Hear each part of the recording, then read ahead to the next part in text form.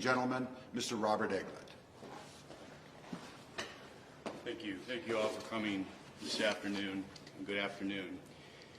Last night, my firm filed a class action lawsuit against the People's Republic of China and other Chinese defendants. This class action complaint is brought by the named plaintiffs, which consist of small businesses in the United States and as defined by the U.S. Small Business Administration, which number approximately 32 million small businesses in America, for monetary and related damages sustained as a result of the coronavirus pandemic against the defendants, the People's Republic of China, and its various government entities, which handle and manage the response to the discovery of the coronavirus and, upon information and belief, engaged in a cover-up of the coronavirus pandemic in China generally and within the Hubei province and the city of Wuhan, thereby causing and or substantially contributing to the spread of the coronavirus all over the world, including to the United States of America. In 2019, the U.S. trade with the People's Republic of China was approximately $555 billion. In 2018, approximately 3 million tourists visited the United States from the People's Republic of China, and in that same year, approximately 2 million tourists visited China. The extensive business, trade, and tourism relationships between China and the U.S. requires honest, accurate disclosure and transparency between the two countries, especially on any health issues or conditions which can cause a pandemic. The world, including the United States, has been devastated in recent months by the new strain of the coronavirus, more commonly known as Covid-19, and the mutations that have occurred within this new virus. Allegations in the complaint include the following: that this new coronavirus began in Wuhan, Hubei province, China on about November 17, 2019, and subsequently spread throughout the world. Reported information suggests that the first case occurred in the human wholesale market in Wuhan, China. Therefore, the virus has zoonotic origin. Shortly after November 17, 2019, China and the other defendants knew or should have known that COVID-19 was a new, dangerous, contagious, and deadly virus because many Chinese citizens who contracted the virus were getting very sick and some were dying. Moreover, DNA samples taken from these very sick and dying people confirmed that this was a new virus for which there was no vaccine or cure. We allege that shortly after November 17, 2019, China and other defendants received credible scientific evidence confirming that this new virus, which first emerged in Wuhan, China, was very contagious, deadly, and capable of causing a pandemic. Upon receiving this disturbing scientific evidence and data, China and other defendants had a responsibility to its citizens, to the World Health Organization, and to the international community, including the citizens and businesses of the United States, to immediately disclose this evidence. The complaint alleges that instead of disclosing this evidence, China and the other defendants engaged in a campaign of misinformation and lies. It is believed that they engaged in a campaign of intimidating and arresting any Chinese doctors, scientists, attorneys, and or reporters who tried to alert the public about this dangerous new coronavirus. That as a result of the actions and inactions of China and the other defendants, the international community did not know about the severity and dangers of this new virus. When the coronavirus reached the United States, it quickly led to an unprecedented health crisis. This virus has infected many thousands of Americans, and though it is suspected that there are exponentially more Americans unknowingly carrying this virus and has made many of those Americans very sick, as of today, over 46,000 people in the United States have been infected with this new coronavirus, and over 392,000 in the world have been infected. The complaint further alleges that the conduct and misconduct of the defendants has caused substantial monetary and related damages to the named plaintiffs and the class members. These damages exceed hundreds of billions of dollars to date and may increase into the trillions in the future because many of these small businesses have been ordered closed or are working at reduced capacity. The defendant's conduct and misconduct has caused and will continue to cause the named plaintiffs and class members to suffer, among other things, reduced revenues, reduced profits, and or the closure of many U.S. small businesses.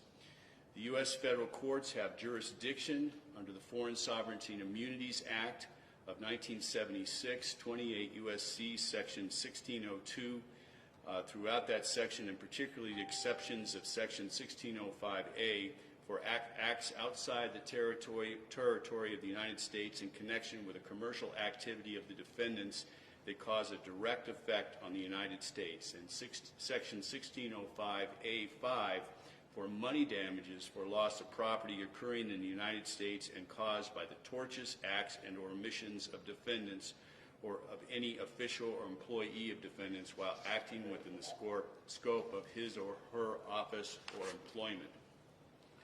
There is an exception to jurisdiction under the FSIA for discretionary acts because, as this complaint alleges, the defendants have acted clearly contrary to the precepts of humanity, transparency, and or their conduct is prohibited by the internal laws of the People's Republic of China and its provincial and municipal governments. Moreover, on March 19, 2020, the People's Republic of China admitted that the Wuhan police acted improperly when they intimidated and forced Dr. Wine Ling, who was a whistleblower that exposed the existence and dangers of this new virus, to sign a false statement. This coerced false statement, in effect, had Dr. Wine Ling deny that a new virus had been discovered and was killing people in China. Then the defendants used this false statement to mislead the international community, including the United States, regarding the seriousness of this new virus and the immense catastrophe that it could cause to countries, peoples, and businesses all over the world. Millions of U.S. small businesses have been forced to close or have been forced to substantially reduce their operations. These numbers are expected to rise as governors, county commissioners, and city mayors all over the U.S. are ordering small businesses to close or reduce their operations. The complaint further alleges that between November 17, 2019, when the first case of this new virus was first detected, until February 11, 2020, when the World Health Organization declared the COVID-19 outbreak a pandemic, the People's Republic of China and the other defendants intentionally misled the international community about the coronavirus and its devastating medical and economic effects. Moreover, the defendants covered up the severity of this health pandemic. In order to effectuate this cover-up, it is believed that defendants intimidated doctors, scientists, journalists, and lawyers and ordered the destruction of medical testing and data, which would have exposed defendants' attempted cover-up to the public. While defendants took those actions, defendants told the public that everything was under control. In truth, the medical crisis was out of control. The complaint alleges that because of the rising threats, the U.S. has barred plane travel from China, the European Union, and most countries in the world. Conventions, functions, and events have been canceled. The playing season for all professional sports in the United States have been suspended indefinitely. Hotels and casinos in most states have been closed. Shows and cinemas have been closed. Many restaurants have been closed. Tourism has been decimated. Millions of small businesses are closed. For the businesses that remain open, they have few customers. The complaint alleges that China and other defendants are part of a totalitarian governmental system, and part of this system involves exaggerating good news while suppressing bad news. The discovery of a new contagious and deadly virus that started in Wuhan, China was bad news. international treaties, agreements, and common decency require that China and the other defendants to inform the international community shortly after November 17, 2019, about this new, dangerous, contagious, and deadly virus. They did not. Instead, they engaged in a campaign of falsehoods, misinformation, cover-up, and destruction of evidence. And China and the other defendants failed to timely report the outbreak, underreported the severity of the virus, underreported the deaths caused by COVID-19, and failed to contain the outbreak despite knowing the seriousness of the situation. President Trump issued an executive order banning foreign nationals other than the immediate family of U.S. citizens and permanent residents who have traveled in China in the past 14 days from entering the U.S. effective February 2nd, 2020. However, the complaint alleges that China and defendants from October 17, 2019 to February 20th, 2020 allowed thousands of people from Wuhan to travel to the United States, although they knew or should have known that there was a high likelihood that many of these people carried the very contagious new virus and would contaminate many people living in the United States. The complaint also alleges that defendants also committed the following acts and omissions. People in Wuhan started to die from the virus in December 2019, and the defendants suppressed and or underreported this information. On December 17, 2019, Dr. Zhang Jixian, Jixian, and the Hubei Provincial Hospital of Integrated Chinese and Western Medicine sounded the alarm about a new disease that had already affected 180 patients, and the defendants suppressed this information. From December 26, 2019 to December 30, 2019, the first evidence of the new virus was revealed through Wuhan patient data, which had been sent to multiple Chinese genomics companies. During this time period, the Hubei Health Commission ordered one of the genomics companies to stop testing on the new virus and to destroy all the data. Simultaneously, the defendants pressured the press not to report these facts. On December 30th, 2019, Dr. Wine Ling sent a message to his former classmates about the new virus affecting Wuhan residents and urged them to be careful. On December 31st, 2019, which was almost 1.5 months after the first reported case, Chinese officials finally alerted the World Health Organization about the pneumonia with an unknown cause affecting the health of people in Wuhan. This disclosure was misleading because the destroyed data show that the real cause was a newly discovered virus, and it was far too late. On December 31st, 2019, the Chinese Internet authorities started to censor all social media references to this new disease and the government's response.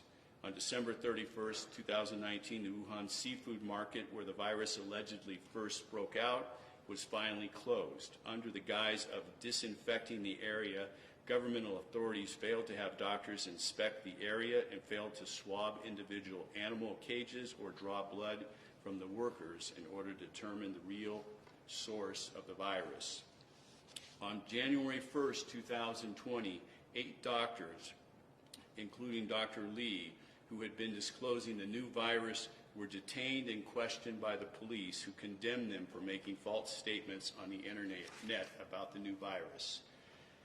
On January 3rd, 2020, China's National Health Commission issued a gag order on matters regarding the new virus and ordered pneumonia samples from affected people to be moved to designated facilities or destroyed. The same commission ordered medical institutions not to publish anything about this unknown disease. On January 5th, 2020, a professor of the Shanghai Public Health Clinical Center provided the genomic sequence of the new virus to Chinese authorities. On January 9th, 2020, the World Health Organization released a statement about the cluster of pneumonia cases in Wuhan, suggesting the cases were attributable to a new coronavirus because they ruled out SARS, MERS, influenza, bird flu, and other known pathogens. On January 9, 2020, after being outed by the WHO, the defendants finally announced the first official death of a coronavirus patient, and that 59 additional people had coronavirus in Wuhan. On January 10, 2020, the defendant's agent and health expert told the Chinese state's China Central Television that the pneumonia was under control and downplayed the virus as a mild condition. On January 14, 2020, the World Health Organization disclosed that there may have been human-to-human transmission of the new virus. On January 14, 2020, Chinese police started detaining journalists trying to report the outbreak at a Wuhan hospital. These journalists were also forced to delete any footage taken, and they were forced to give their phones to the police. On January 15, 2020, the head of the Chinese CDC misled the public by stating that the risk of human-to-human transmission was low. On January 18, 2020, despite the known COVID-19 crisis and its high level of contamination, the city of Wuhan held a potluck banquet for 40,000 people to try to break a world record, and the government did nothing to stop that giant potluck party. On January 20, 2020, a top Chinese doctor who previously helped fight the SARS epidemic stated during a television interview that COVID-19 was spreading from person to person. The same doctor later stated that if the defendant, the People's Republic of China, had acted in December 2019 or early January 2020 to contain the virus, the number of sick people would have been greatly reduced. On January 20, 2020, the mayor of Wuhan admitted that Beijing's rules kept him from disclosing information about COVID-19. Therefore, the defendant's failure to be transparent with the public and failure to confront the COVID-19 crisis by ordering a quarantine for almost 2 months was central to a pandemic occurring because the infection spread in an exponential manner. According to scientists, almost 99% of the world's infections could have been avoided if the defendants had acted properly in early December 2019. On January 22, 2020, the President of the People's Republic of China stated that he had ordered local officials to contain the virus as early as January 3, 2020. However, the Chinese President's position on January 22, 2020 is directly contradicted by statements of the local Wuhan government officials. On January 23, 2020, the city of Wuhan was ordered locked down. However, 5 million people had already left the city without being screened by that time, and nobody knows where these 5 million people traveled to. On January 30, 2020, the first person-to-person case in the United States is reported. This involved the husband of a Chicago woman who brought the infection back from Wuhan, China. On February 6, 2020, to further control the narrative of everything is under control, China's president orders China's internet watchdog to further control social media platforms. On that same day, journalist and attorney Shen Qiushi, Qiushi, disappeared in Wuhan after posting footage from overcrowded hospitals and panicking families. On February 7, 2020, Dr. Wine Ling, who was one of the first whistleblowers regarding COVID-19, died. The People's Republic of China disclosed that Dr. Wine Ling allegedly died from contracting coronavirus from a patient that he was treating. Several civil rights groups have alleged that Dr. Wine Ling was killed in order to silence him. On February 9, 2020, journalist Fang Bin mysteriously disappeared after posting videos about the COVID-19 crisis in Wuhan. On February 15, 2020, China's president further tightened control over the internet. On that same day, Chinese activist Xue Zhang, Zhang, was arrested for writing an essay that called upon China's president to resign for his poor handling of the coronavirus pandemic. On February 16, 2020, Chinese professor Xue Zhang was arrested and banned from using the internet after he published an article stating that the coronavirus epidemic had revealed the rotten core of Chinese governance. On March 11, 2020, the World Health Organization declared that COVID-19 was a pandemic effort after it had spread to over 100 countries. On March 14, 2020, another Chinese reporter, Ren Xingquan, Zhiqiang, disappeared after he criticized China's president's handling of the coronavirus epidemic. On March 17, 2020, the People's Republic of China ordered journalists from the New York Times, Wall Street Journal, and Washington Post to leave the country after they continued to report the out-of-control pandemic in China and the country's citizens' complaints.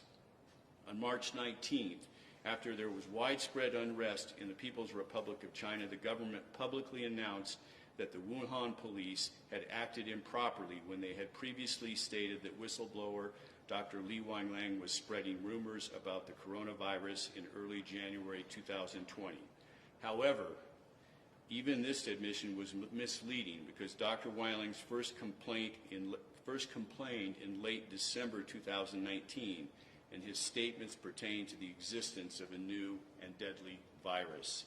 And as of March 22, 2020, the People's Republic of China's narrative is that the pandemic is under control in China and that there are very few deaths in China related to COVID-19. However, this narrative is contradicted by Chinese billionaire Xue Zhang, who has stated that the Chinese government continues to underreport illnesses and deaths because they are currently using portable incubators to cremate up to 1,200 bodies a day.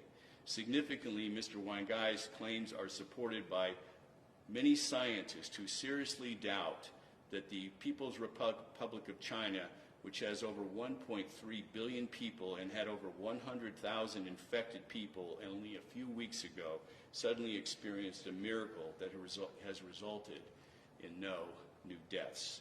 The complaint further alleges that the defendants' conduct has set off an unprecedented worldwide pandemic which has caused panic, illness, deaths, and a global recession, financial meltdown that may result in a global recession worse than the Great Depression, and that will have a great effect on America's small businesses.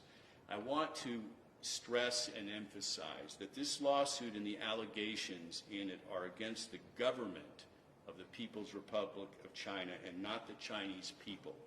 American Chinese people, as well as the people of China, are as much a victim of the People's Republic of China's government's actions and inactions as every other people of the world. And American Chinese people and the people of China are not to blame for China's government's misdeeds. With that, I'll take any questions anyone has. We'll start with the locals, and then we'll go online. Okay, so this is a class action lawsuit, correct? Yes, it is. Who is this class action lawsuit open to? Is it just small businesses, or is it like families that were killed? Can you give us an idea of who you're willing to open this lawsuit? So, class action lawsuits have to be a very clear and limited class that have commonality and typicality with respect to their claims and their damages to be certified as a class action. So a class action like this cannot involve everybody. It has to be limited to a certain class. We've limited this class action to small businesses in the United States defined by the Small Business Administration as employers with 500 employees or less. Filing a lawsuit like this on behalf of all the large corporations or large multi-corporations that operate in the United States would be difficult because it would be they don't share the commonality with each other and typicality of particularly these small businesses. With respect to individuals, that would have to be, if a class action was even available there, it really would have to be, the individual would have to be broken in up to subclasses. For example, you could have individuals who were killed, resulted in wrongful death from the spread of this virus, individuals who got really sick and hospitalized, people who got sick but weren't hospitalized, and people who got the virus but didn't really get sick. So it could be multiple classes, but to do that, to group that all together in one class is unmanageable and likely will not get certified as a class action by any court. By what, in keeping with that, with the courts, by what mechanism do you intend to take this lawsuit forward? How do you intend to get compensation? Explain that to me. Well, China, like every other government in the world, which has international trade agreements with us and other contracts, as well as their membership in the World Health Organization, are required to be transparent, required to report things, particularly when it's things like this pandemic that started this year. They have to be transparent because their actions could have, and inactions can have, a negative effect on everybody else in the world. So they have a duty to America and the businesses of America to act properly and appropriately and report these things and not suppress them. And so they have breached that duty, as we alleged in the complaint. And we have jurisdiction over them because they're members of these organizations, and so they're subject to jurisdiction in our federal courts here. And so is that, how can they receive, can they not do trade anymore? Well, this isn't, we're not asking for injunctive relief or to stop any trade agreements. All of those are political issues. This case is not, lawsuit is not about politics. This is about the damages that have been caused to small businesses in America. So, that's somebody else's responsibility. That's Congress and the executive branch of our government's responsibility to determine those issues. But in some way you have to coerce them to give money back, right? Well, they have a lot. China has a great deal of holdings in the United States, including, hundreds of millions, if not billions of dollars in bonds here in the United States. I would suspect that China has trillions of assets here in the United States. So this judgment's collectible. Okay. Speaking of collectible, about how much would you, I know it's really hard right now, but can you give us an idea of how much compensation? It's hard to say. We're confident in saying that the damages so far, just so far, to the American small businesses are in the billions, probably the hundreds of billions of dollars at this point. Depending on how long this pandemic lasts, it could reach trillions. I have no doubt it could reach trillions. There are 32 million small businesses in the United States. If each one of them only had $100,000 in damages as a result of that, that would be roughly $32 trillion. So the damages here could escalate very, very quickly. How long do you think this suit can go on? This could be years at this point. Oh, this suit could be years and probably will be many years. This is not an easy undertaking by any stretch of the imagination. So it's going to last. We expect it to last quite some time, but we're in it for the long haul. Yeah, and could there be an outside of the court settlement, something that China says we're going to? Settlements are always a possibility in lawsuits. They happen every day. And my last question here: is there any message to the PRC's leadership at this point, like Americans, we're going to stand up and get what we need? What is your message to the government of China? Well, my message to the government of China is they need to stop engaging in the type of conduct they have engaged in so far with this and any future problems. Because if anybody thinks that something like this can't happen in the future, it certainly can. And we have to come together, not only as a country, but as a world, and prevent this from happening and use all resources and everything available to all of us to prevent this from happening in the future.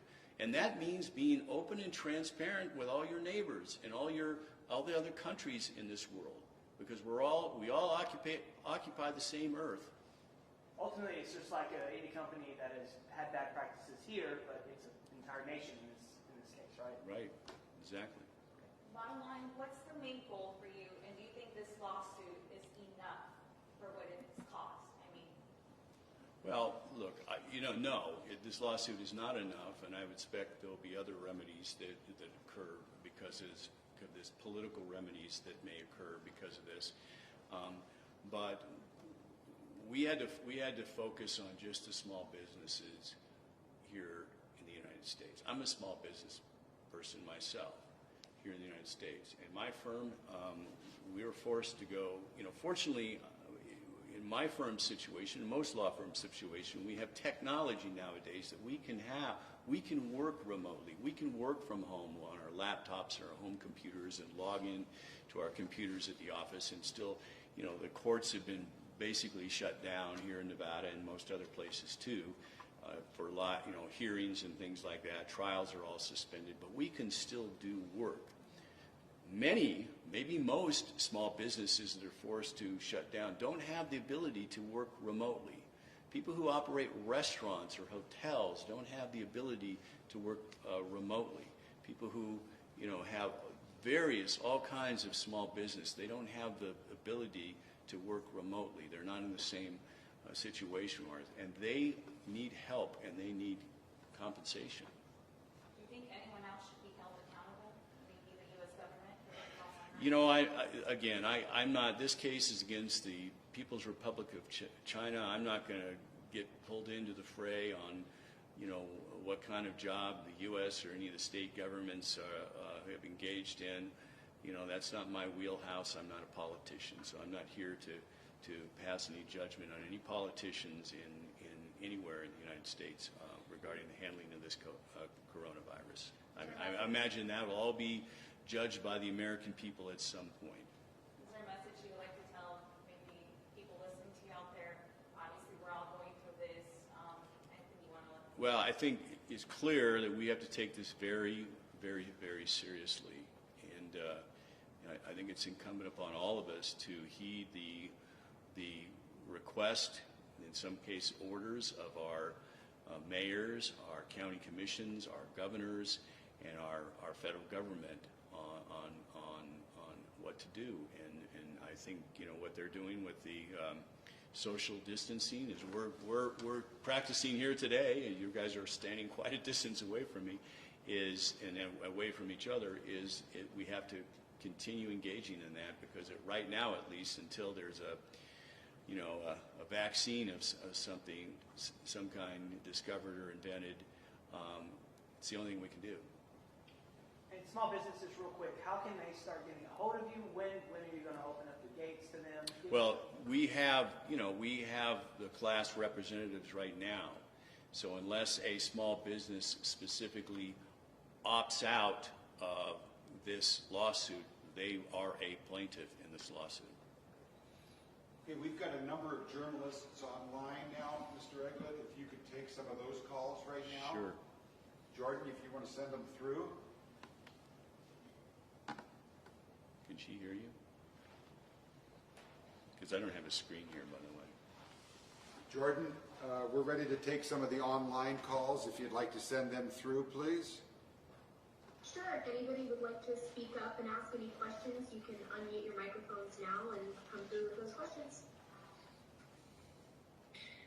Hello, can you all hear me okay? Yes. This is Gabby Hart with Channel 3 News, just tuning in. And I'm just curious, what do you hope, if the Chinese officials are watching this, what do you hope that they take away? What is your hope, compensation-wise? How do you want to see this end? What is the end result? Well, ideally, the end result is compensation to America's small businesses who have been damaged so gravely by the actions as alleged in the complaint by the Chinese government. And were they to see this press conference, what message would you want them to hear loud and clear? Message I would want them to hear loud and clear is, American small businesses are not just going to stand by and idly let this kind of carnage and damage happen to them because of the Chinese government's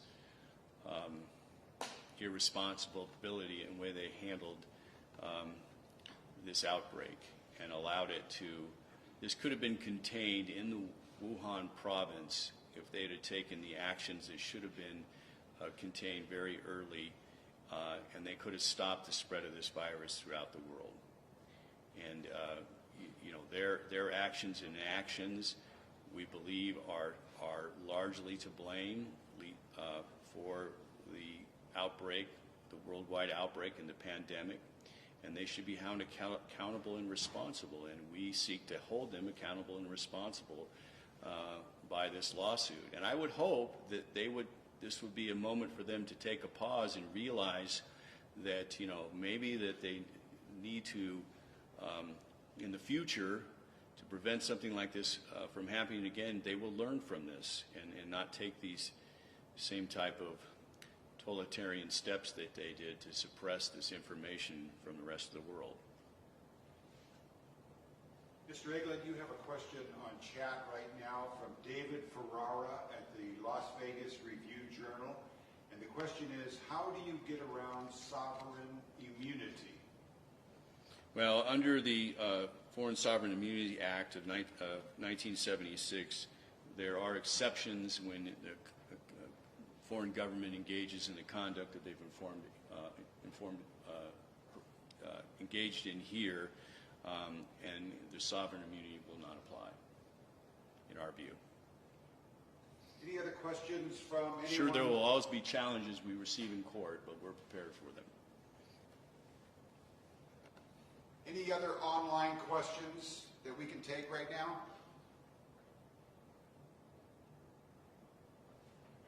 If you unmute, you can ask the question. All right? Okay. I think we got it. Thank you See no all. more questions. Thank you for everybody's Thank you very time. much. Take care.